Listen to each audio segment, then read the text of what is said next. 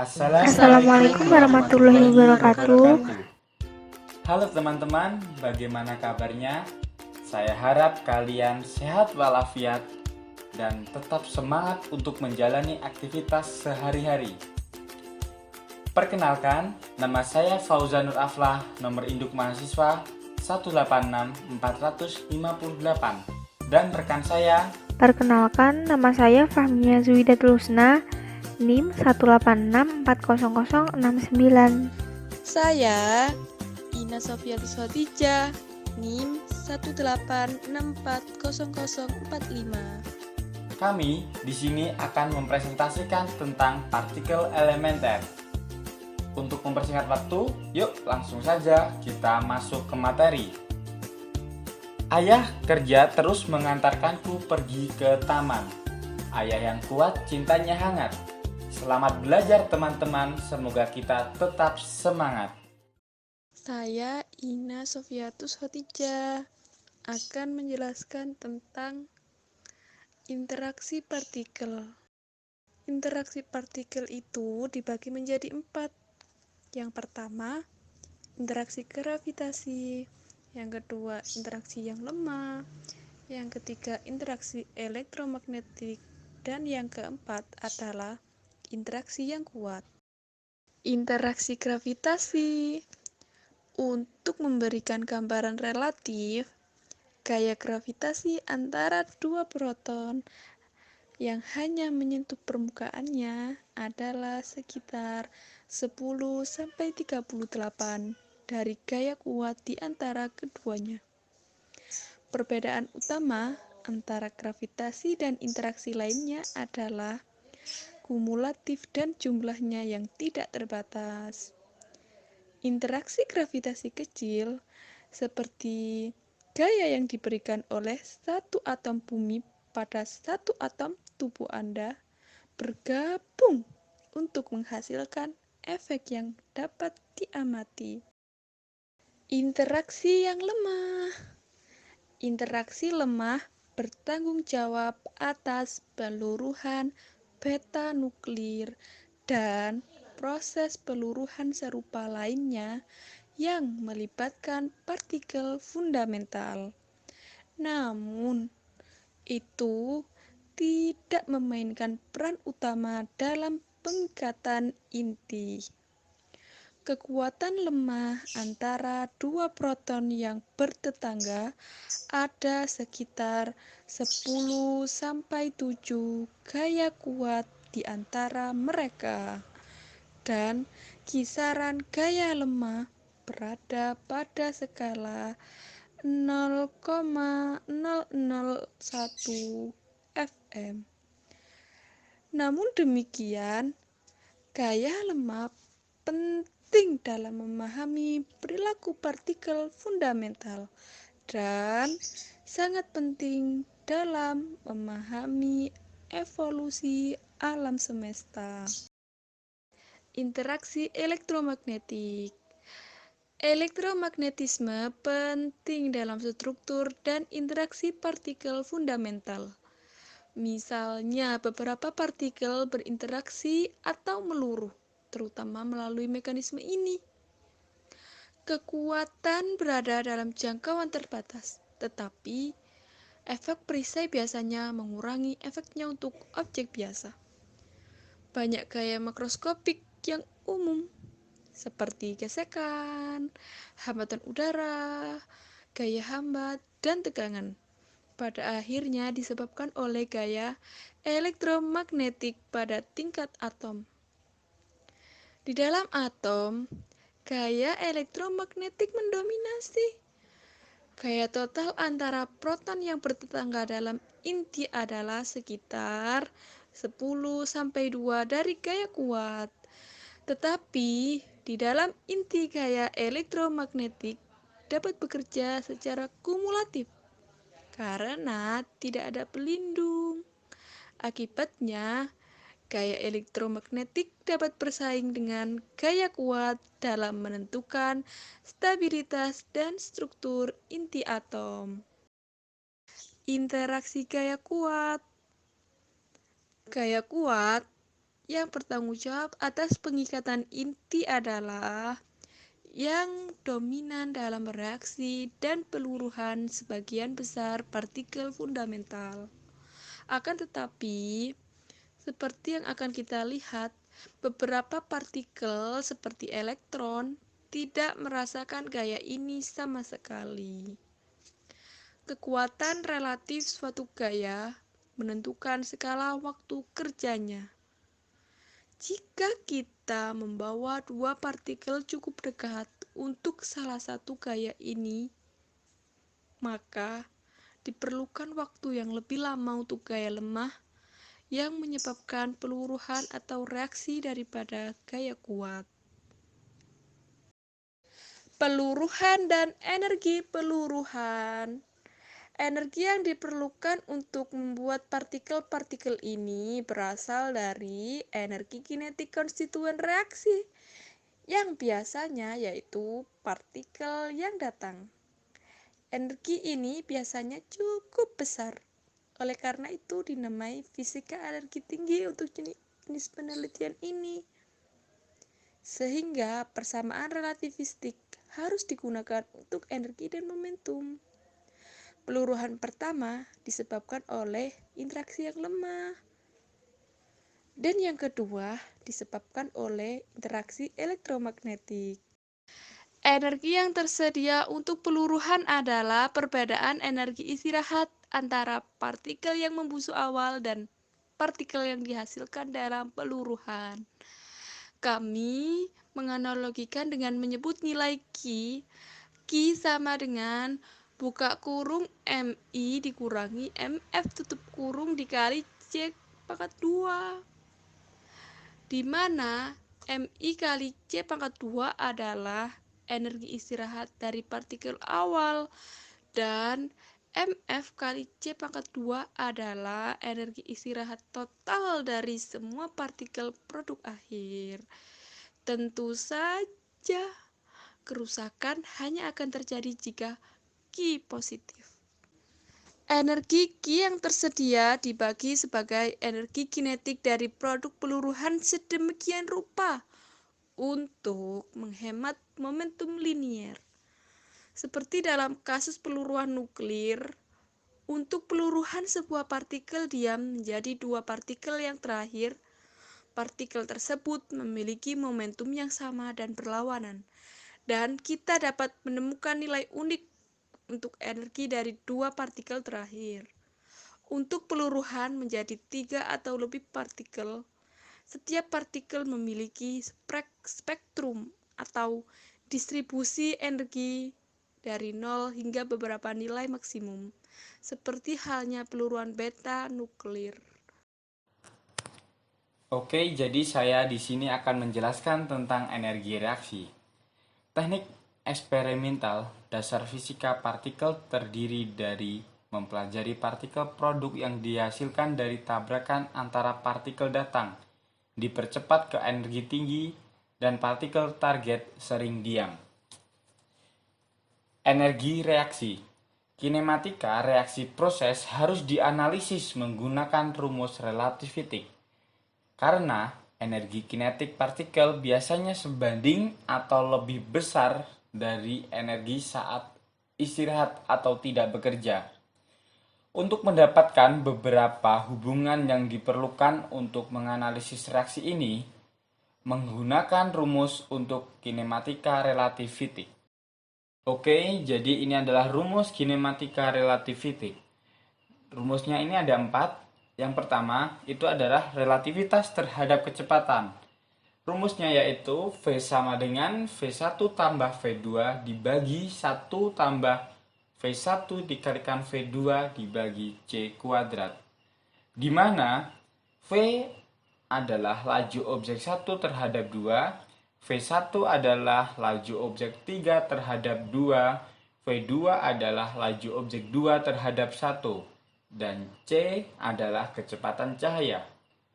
Yang kedua adalah relativitas terhadap waktu, yaitu rumusnya delta T sama dengan delta 0 dibagi akar 1 dikurangi V kuadrat dibagi C kuadrat, di mana delta T ini adalah perubahan waktu yang diamati pengamat yang bergerak dengan kecepatan V. Delta T0 adalah perubahan waktu yang diamati pengamat yang diam. V ini adalah kecepatan pengamat. Yang ketiga, relativitas terhadap panjang. Rumusnya yaitu L sama dengan L0 dikali akar 1 dikurangi V kuadrat dibagi C kuadrat, di mana L ini adalah panjang benda yang diamati pengamat yang bergerak dengan kecepatan V. L0 adalah panjang benda yang diamati pengamat yang diam. V adalah kecepatan pengamat. Yang keempat atau yang terakhir yaitu efek Doppler. Yaitu rumusnya F aksen sama dengan F dikalikan akar 1 dikurangi U kuadrat dibagi C kuadrat dibagi 1 ditambah U dibagi C, di mana F ini adalah frekuensi sumber, U adalah kecepatan pengamat, dan C adalah kecepatan cahaya. Oke, selanjutnya perhatikan reaksi berikut, di mana M mewakili partikel dan masanya. Sejumlah partikel dapat diproduksi di tahap akhir. Di sini, M1 adalah partikel insiden yang memiliki energi total E1. Energi kinetik K1 sama dengan E1 dikurangi M1 dikalikan C kuadrat. Dan momentum CP1 sama dengan akar E1 kuadrat dikurangi M1 kuadrat dikalikan C pangkat 4 dalam kerangka acuan laboratorium. Perhatikan gambar reaksi antara partikel berikut. Untuk gambar pertama, jadi partikel yang bermassa M dengan kecepatan V1 menghasilkan partikel bermassa M yang baru dengan energi yang baru. Untuk gambar selanjutnya atau gambar yang kedua, ini itu tidak jauh beda dengan gambar pertama. Tetapi untuk gambar yang kedua, itu menghasilkan beberapa partikel yang bermassa M dan menghasilkan energi yang baru juga. Sama seperti reaksi nuklir, kami mendefinisikan nilai H sebagai perbedaan antara energi saat istirahat awal dan akhir dengan rumus berikut. H sama dengan MI dikurangi MF dikalikan C kuadrat, di mana MI ini adalah energi saat istirahat awal dan MF energi saat istirahat akhir, dan C ini adalah kecepatan cahaya, di mana MI ini sama dengan M1 ditambah M2 dan MF ini adalah M3 ditambah M4 ditambah M5 sampai seterusnya. Jika Q positif, energi istirahat diubah menjadi energi kinetik, sehingga partikel hasil M3, M4, M5, dan seterusnya memiliki energi kinetik gabungan yang lebih banyak daripada partikel awal M1 dan M2. Jika H negatif, sebagian energi kinetik awal diubah menjadi energi istirahat. Setelah energi reaksi, saya akan menjelaskan selanjutnya energi ambang. Energi ambang adalah batas energi kinetik sebuah proses dan proses tidak akan berlangsung jika nilai energi kinetik masih di bawah energi ambang tersebut. Perhatikan gambar reaksi berikut. Ketika M1 memiliki energi kinetik ambang, partikel produk bergerak bersama sebagai satu unit ke arah momentum aslinya. Gambar ini menunjukkan reaksi dengan nilai H negatif. Jelas reaksi tidak dilakukan pada energi kinetik ambang dalam reaksi yang digambar. Tidak hanya partikel-partikel baru yang tercipta, mereka juga telah diberi momentum maju ke kanan. Dalam gambar ini, yang diperlukan untuk menjaga momentum awal M1 serta momentum transversal. Momentum transversal ini yang harus berjumlah 0 untuk menghemat momentum. Tidak diperlukan baik untuk menciptakan partikel maupun untuk memenuhi kekekalan momentum pada kondisi minimum atau threshold. Momentum transversal bernilai 0. Juga pada ambang batas, cara yang paling efisien untuk memberikan momentum pada partikel akhir adalah dengan membuat mereka semua bergerak bersama dengan kecepatan yang sama.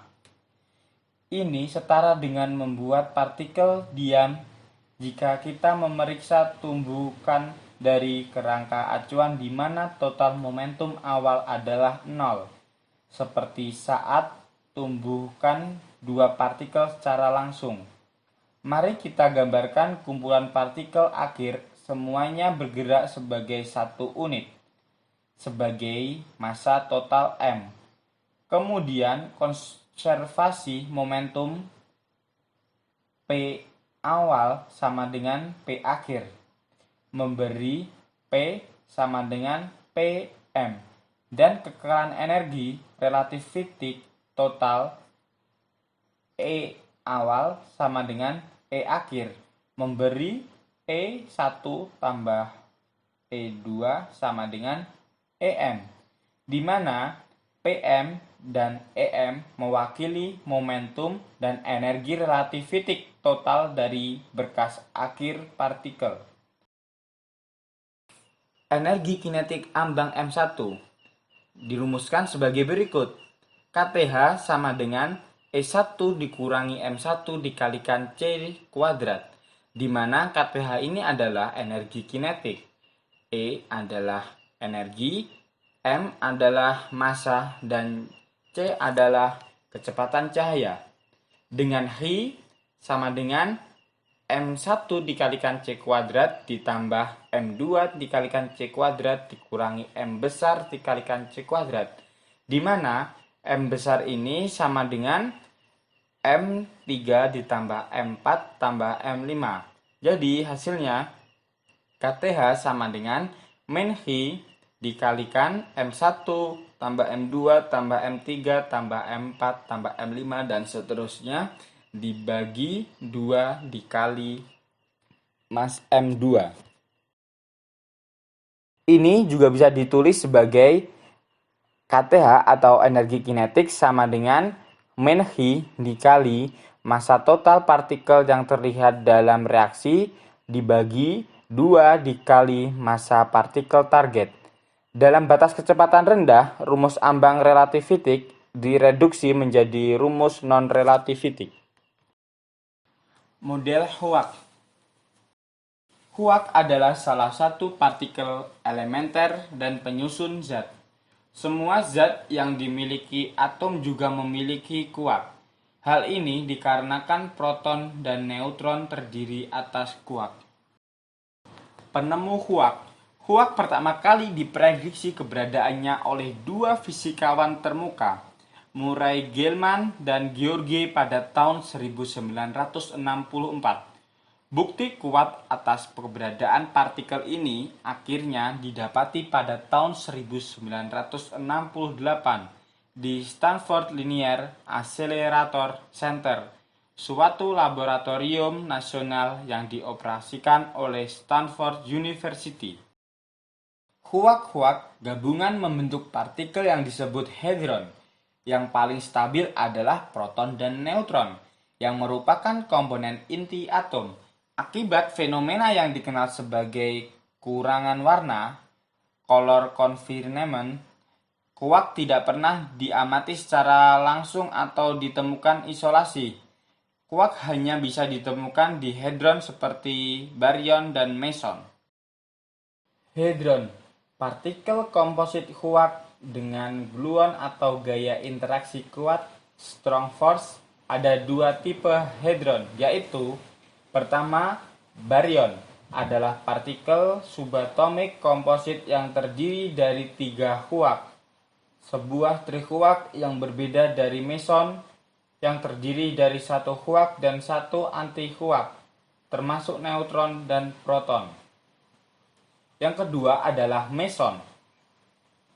Partikel komposit yang terdiri dari dua quark, yaitu pasangan partikel dengan antipartikel. Antipartikel adalah partikel dengan massa sama, besar tetapi memiliki muatan yang berlawanan. Misal, antipartikel dan elektron adalah positron. Struktur quark, meson dan baryon. Meson dan baryon menunjukkan bahwa mereka dapat menduplikasi pola ini jika meson dan baryon terdiri dari 3 partikel fundamental, yang kemudian dikenal sebagai quark. Ketiga quark ini yang dikenal sebagai up, down, and strength memiliki properti yang tercantum dalam tabel sifat 3 quark asli. Tabel sifat 3 quark asli. Untuk up, simbolnya U, charge-nya 2/3, spin-nya 1/2, dan nomor baryonnya 1/3. Strength-nya 0 dan anti-quark-nya unsret. Untuk down, simbolnya D, charge-nya -1/3, spin-nya 1/2, nomor baryonnya 1/3, strength-nya 0 dan anti-quark-nya D shred. Untuk strength, simbolnya S, charge-nya -1/3, spin-nya 1/2, dan nomor baryonnya 1/3, strength-nya -1. Untuk anti-quark-nya S shred. Nilai yang ditampilkan untuk muatan, bilangan baryon, dan strength adalah nilai untuk quark. Nilai untuk anti-quark memiliki tanda berlawanan. Tabel kemungkinan kombinasi quark dan anti-quark. Untuk kombinasi U shred, charge-nya 0, spin-nya 0,1, baryonnya 0, dan strength-nya 0. Untuk kombinasi UD shred, charge-nya +1, spin-nya 0,1, baryonnya 0, strength-nya juga 0. Untuk US shred, charge-nya +1, spin-nya 0,1, baryonnya 0, strength-nya +1. Untuk DU shred, charge-nya -1, spin-nya 0,1, nomor baryonnya 0, strength-nya 0. Untuk DD shred, charge-nya 0, spin-nya 0,1, nomor baryonnya 0, strength-nya juga 0. Untuk DS shred, charge-nya 0, spin-nya 0,1, nomor baryonnya 0, strength-nya +1. Untuk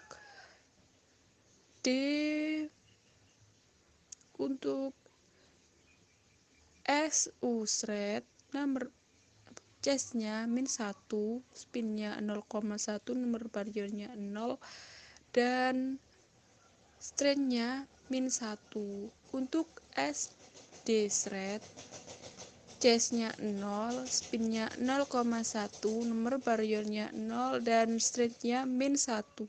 Untuk SS shred, charge-nya 0, spin-nya 0,1, nomor baryonnya 0, strength-nya juga 0. Baryon memiliki B sama dengan +1,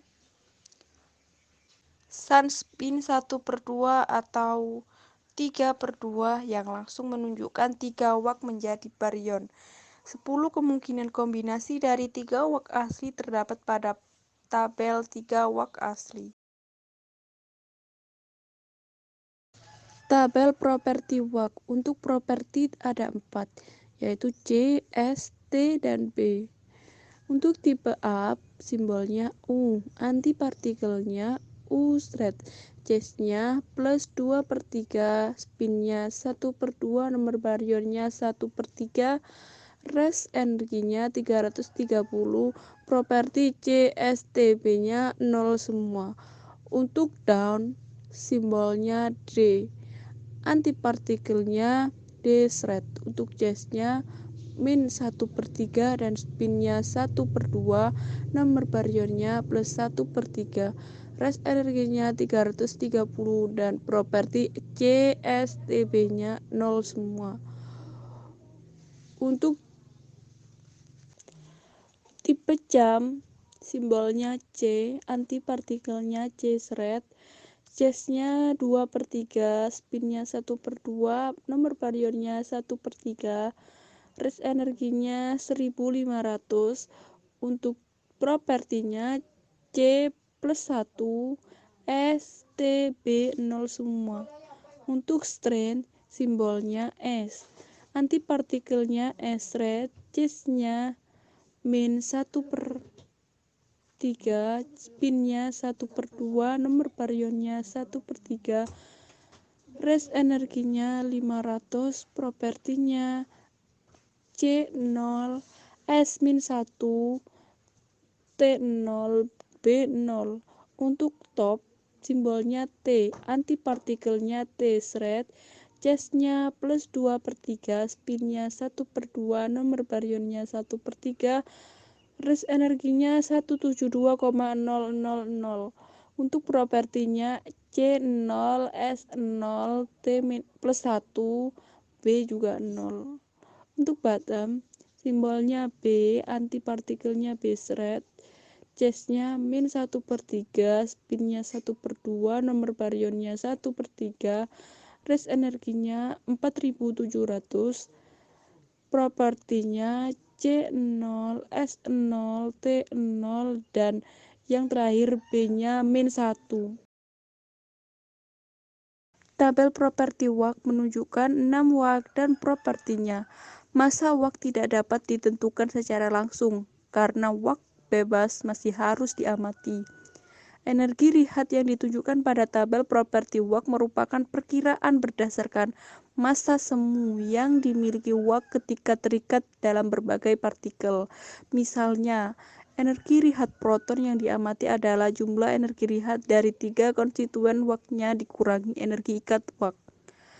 Karena kita tidak mengetahui energi pengikatan, kita tidak dapat menentukan energi rihat wak bebas. Energi istirahat yang ditunjukkan pada tabel properti wak sering disebut energi Quarkonium. Dalam fisika partikel, quarkonium adalah meson tanpa rasa yang konstituennya adalah kuark berat dan anti-kuark sendiri, menjadikannya partikel netral dan antipartikel itu sendiri. Analisis teoritas dari struktur baryon menimbulkan kesulitan matematis yang merupakan karakteristik dari semua sistem mekanik atau kuantum mekanik tiga benda. Sebaliknya, kita dapat belajar sedikit tentang interaksi kuark dari memeriksa sifat-sifat sistem dua tubuh, terutama kombinasi kuark-anti-kuark dalam meson. Ada analogi yang dipelajari dengan baik untuk sifat-sifat kombinasi kuark-anti-kuark. Ketika positron bergerak melalui materi, sebelum ia memusnahkannya, ia membentuk keadaan terikat seperti atom dengan sebuah elektron. Sistem positron-elektron terkait ini disebut positronium. Positron dan elektron masing-masing mengorbit di sekitar pusat masanya, dalam keadaan yang mirip dengan keadaan atom dalam hidrogen. Oke, selanjutnya saya akan menjelaskan tentang model standar. Apa itu model standar? Model standar adalah sebuah teori yang menggambarkan gaya fundamental elektromagnetisme, gaya kuat, dan juga partikel dasar yang membentuk seluruh benda. Gaya kuat antara kuark dibawa oleh partikel yang dipertukarkan, yang disebut gluon yang menyediakan perekat yang mengikat kuark bersama-sama dalam meson dan baryon. Sebuah teori yang dikenal sebagai kromodinamika kuantum menjelaskan interaksi kuark dan pertukaran gluon. Dalam teori ini, struktur internal proton terdiri dari 3 kuark yang berenang di laut dari gluon yang dipertukarkan. Seperti kuark, gluon tidak dapat diamati secara langsung, namun ada bukti tidak langsung keberadaannya dari berbagai eksperimen.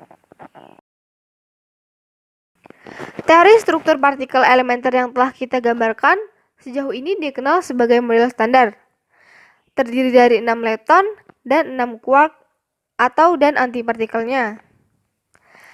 Ditambah partikel medan, foton, 3 boson lemah, dan 8 gluon yang membawa berbagai gaya.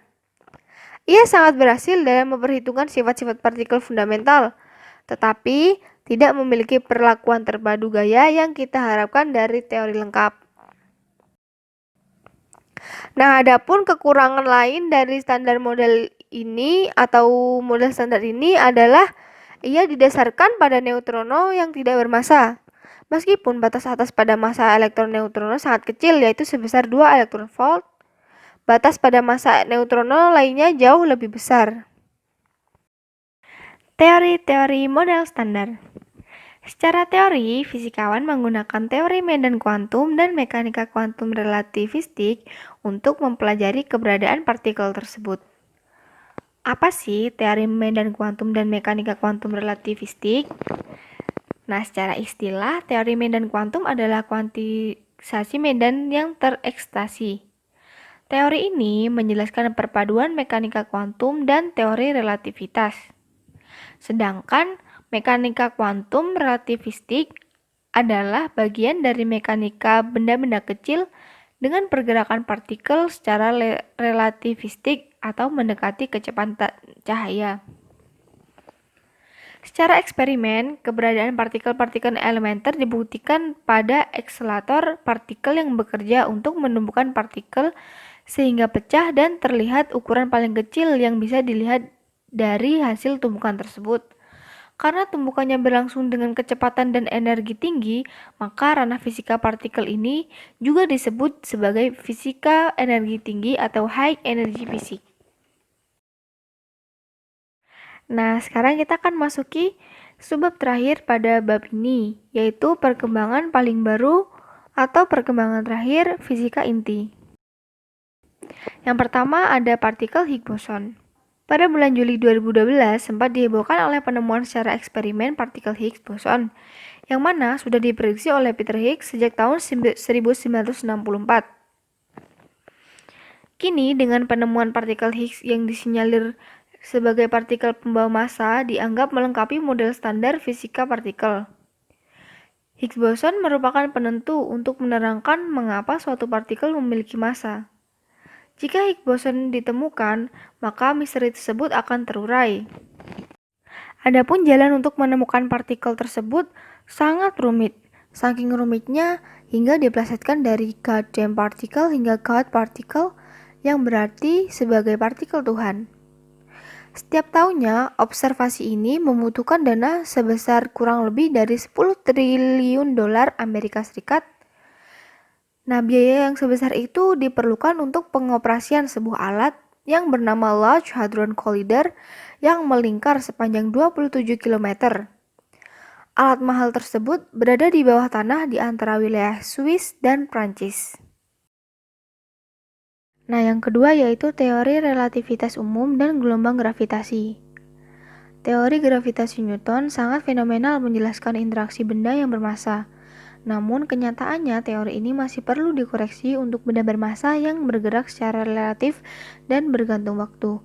Dengan kata lain, massa benda tidak konstan namun bergantung pada fungsi T dan M. Berdasarkan adanya keterbatasan tersebut, Albert Einstein mengembangkan teori baru mengenai gravitasi, yakni teori relativitas umum. Sebelumnya, Einstein juga berjasa dalam penemuan teori relativitas khusus untuk benda yang bergerak dengan kecepatan mendekati cahaya, yang invarian terhadap transformasi Lorentz. Teori relativitas umum sangat penting kaitannya dengan penelitian objek skala besar, yakni untuk mempelajari bidang astrofisika, astronomi, dan kosmologi. Salah satu topik yang sedang hangat menjadi objek penelitian ilmuwan yang bergelut di bidang ini adalah mengenai gelombang gravitasi. Hampir mirip dengan kasus partikel Higgs, awalnya gelombang gravitasi adalah suatu teori yang ditemukan berdasarkan relativitas umum, namun keberadaannya belum bisa terbuktikan secara eksperimental. Tahun 2015, eksperimen di LIGO mengklaim telah ditemukannya gelombang gravitasi. Nah, tadi itu adalah hal-hal yang bisa kami sampaikan. Semoga apa yang kami sampaikan itu bermanfaat untuk kalian semua. Kurang lebihnya, kami mohon maaf yang sebesar-besarnya. Wassalamualaikum warahmatullahi wabarakatuh.